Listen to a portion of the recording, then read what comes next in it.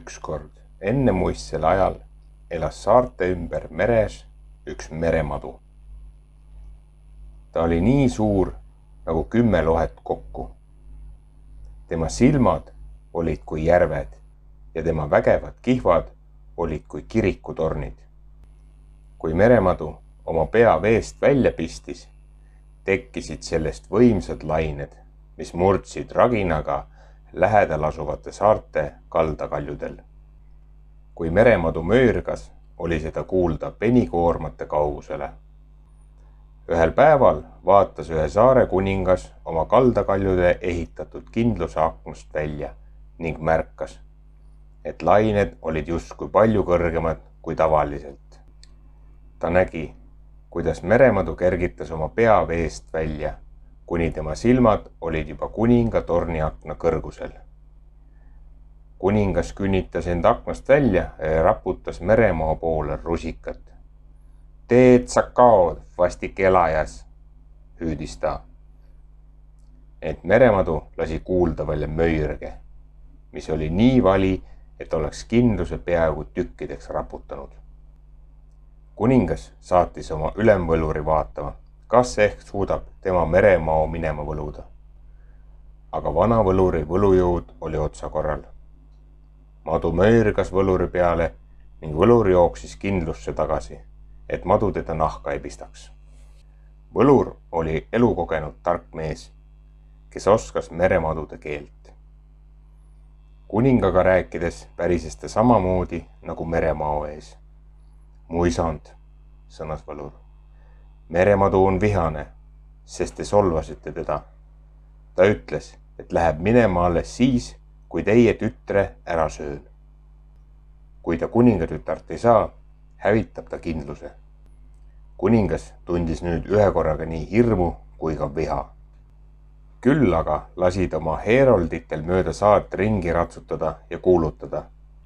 See, kes tapab meremao, saab minu mõõga, minu tütre endale naiseks ning pärast minu surma pärib ka kuningriigi.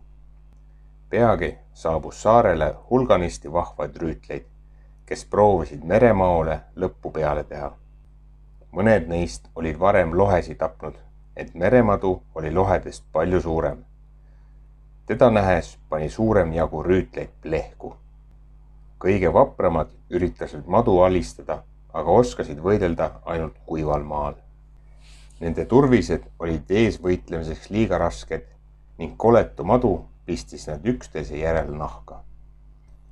Tol ajal elas saarel üks talumees oma naise ja 7 pojaga. Kõik pojad peale noorima olid tublid ja tegusad noormehed. Noorim oli aga pisike ja kidur ning talle meeldis lõkke ääres istuda ja seiklustest nautida. Vanemad vennad nöökisid ja kiusasid teda alatasa. Kui talumehe perekond kuulis meremaost, kostis noorim vend väga vaikselt. Mina võidan selle mao. Vanematele vendadele tegi see nalja. Sa ei oska isegi kilpi käes hoida ega mõõgaga lüüa, ütlesid nad.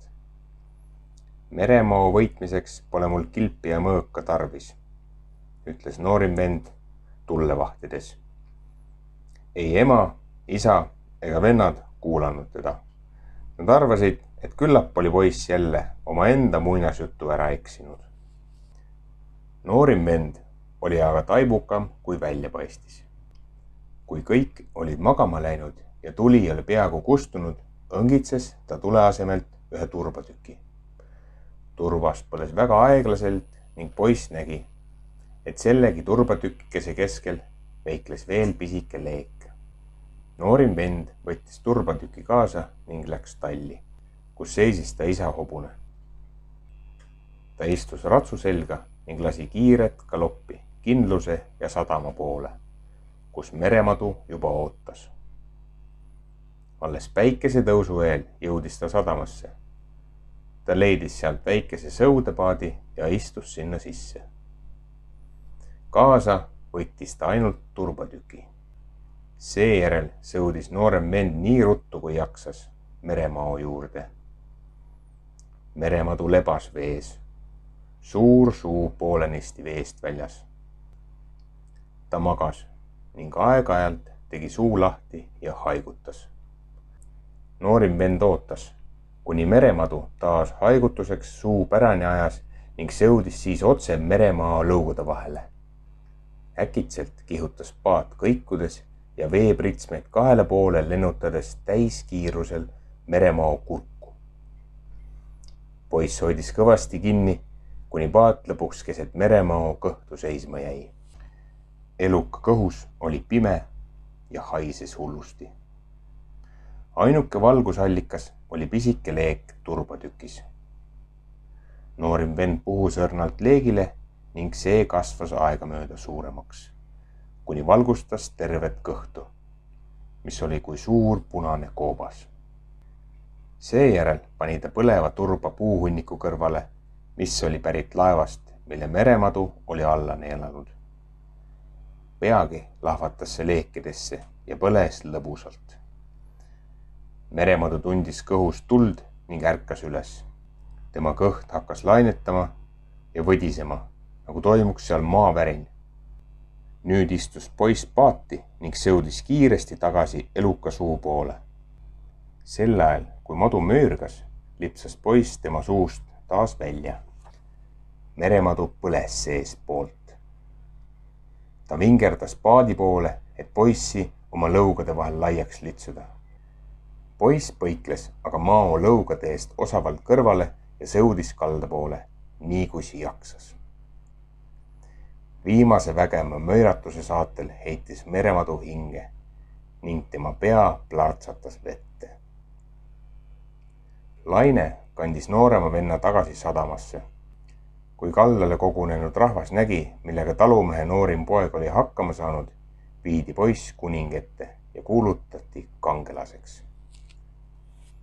Nii juhtuski, et noorem vend abiellus kuningatütrega ning sai endale kuningamõõga. Ent ta ei unustanud oma perekonda. Ta kutsus nad kõik enda juurde lossi elama ja tegi nii, et tema troon oleks ikka suure lõkke lähedal, just nagu tema koht vanas kodus kolde kõrval. Nõnda elasid noorem vend, kuningatütar ja kogu nende pere õnnelikult ja kui nad veel surnud pole, elavad nad tänase päevani.